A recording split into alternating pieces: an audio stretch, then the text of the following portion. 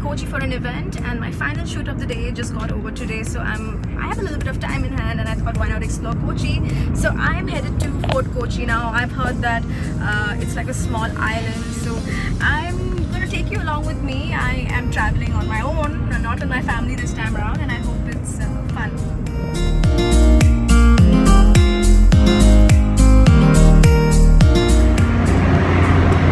Well, there are many ways to get to Fort Kochi, but since I was at Bolgati, it would have taken me 45 minutes by cab.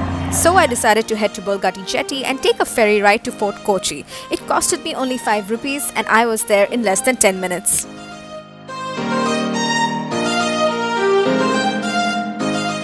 So the moment you enter Fort Kochi, you'll be greeted with an alluring, chilled out vibe. But upon reaching there, I realized that there'll be a lot of walking to do. There's a lot of walking to do at Fort Kochi. Now I came directly from my shoot, so I'm wearing like heels, and what I did was I just got a tuk-tuk, like an auto, and I just paid him $200 to like take me all around the island in an hour, because I just had that much of time to sort of explore this.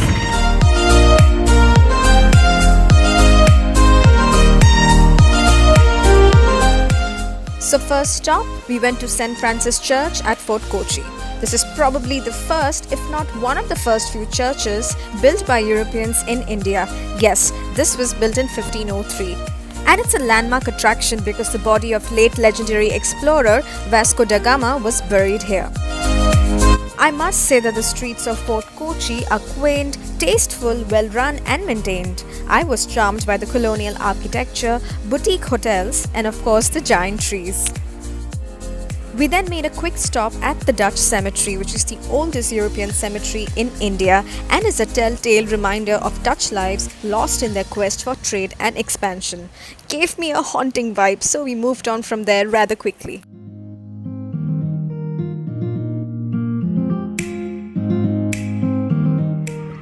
So now I'm just headed to a museum. It's a Indo-Portuguese Museum, and there's also this beautiful church.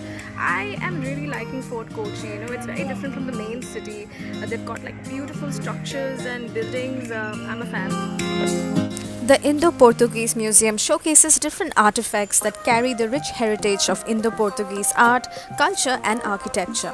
This museum tells the story of the past era when Portuguese had a strong influence in the region. Founded by late Dr. Joseph Caritra, the Bishop of Kochi, the museum gives a brief knowledge about the Indo-Portuguese artistic and cultural legacy. Well, there are so many special places to see around Kochi. I don't know how I would have managed walking around in my heels, but thank God for the rickshaw driver who took me around. This idea was extremely helpful.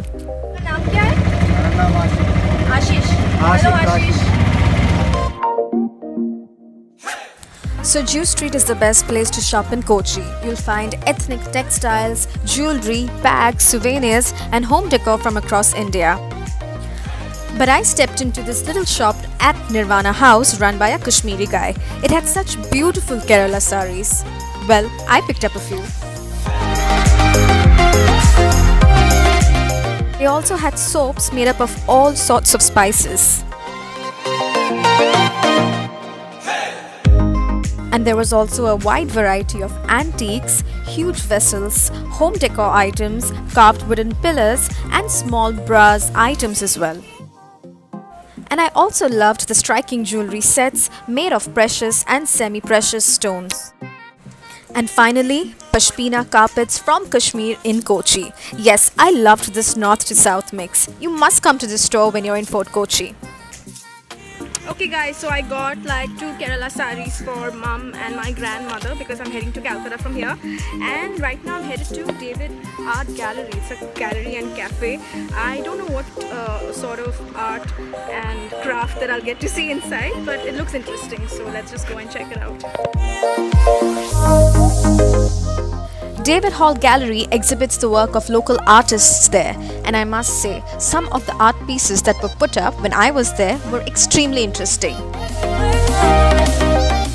This gallery also happens to be one of the exhibition venues for the famous Kochi Museeris Biennale that happens every year in Kochi. And in case you're interested, the Biennale is still on this year, so go catch it before it ends on 29th March. There is also a beautiful garden cafe with outdoor seating. It's a perfect picturesque location. I heard that this cafe serves the best pizza in town. I didn't have much time, so I just went with a chilled lemon tea, but hey, this gives me a reason to come back.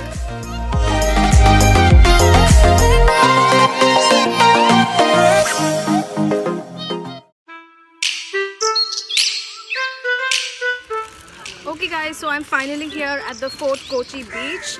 It's quite beautiful, I must say. It looks clean from where I'm seeing it, much cleaner than Bombay beaches. And I'm not dressed for a beach, as you can see, but I wish I was in like more comfortable clothing. But nonetheless, it's very pretty.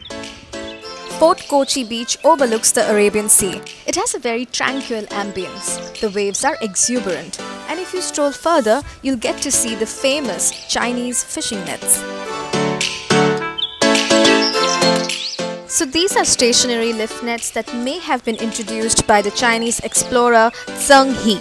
The size and construction is a sight to see.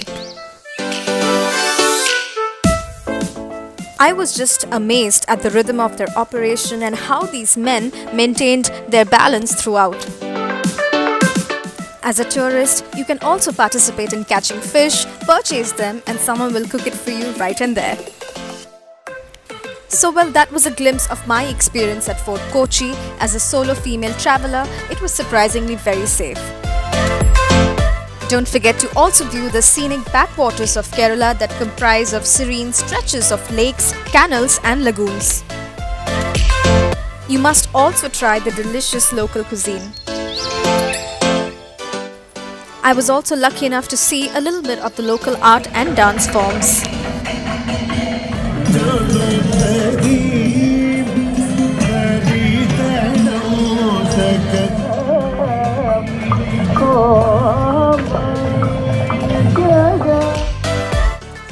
And watch Amitabh Bachchan talk live, all as part of my work.